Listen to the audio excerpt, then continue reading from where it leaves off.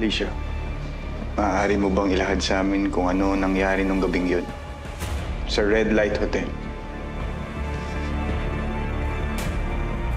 Pagpasok ko sa room, naghihintay na ako dun si Governor Rodante. Pinainom niya ako ng alak.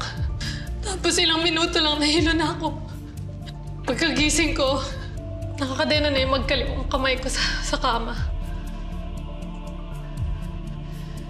Doon, pinahirapan niya ako. Sinampal, sinikmuraan, tinutukan ng patalin.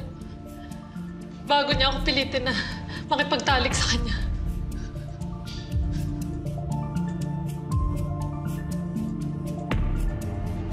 At ano ang ginawa mo nung pinilit kang makipagtalik ni Governor Rodante sa kanya?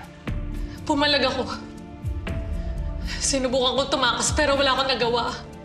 Sumigaw ako pero pinusalan niya yung bibig ko.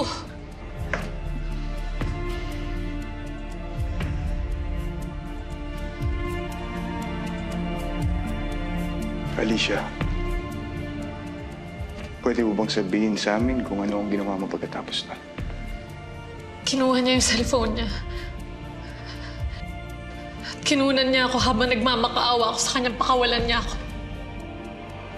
Maraming salamat, Alicia. Judge, no further questions.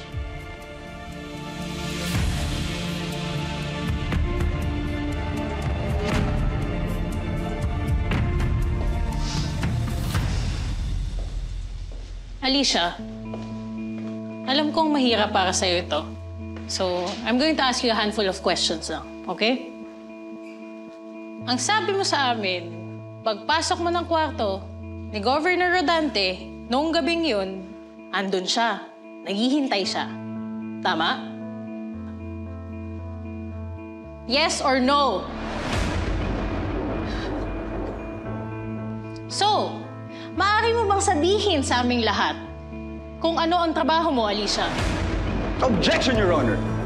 The question is irrelevant, argumentative, and assumes facts not in evidence. Counsel, explain your objection.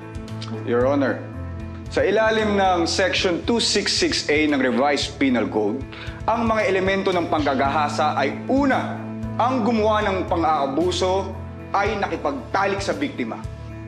At ikalawa, ito ay ginawa sa pamamagitan ng lakas o pananakot.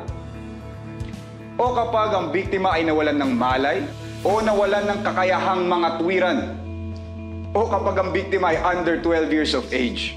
Kaya, Your Honor, malinaw na wala sa usapin dito ang trabaho ni Alicia o kung magkano man ang natatanggap niyang pera sa kanyang trabaho.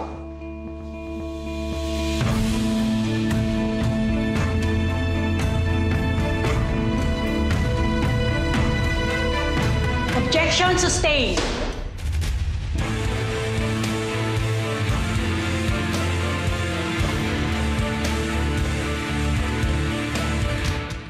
Carlo J. Caparas, lumuhod ka sa lupa.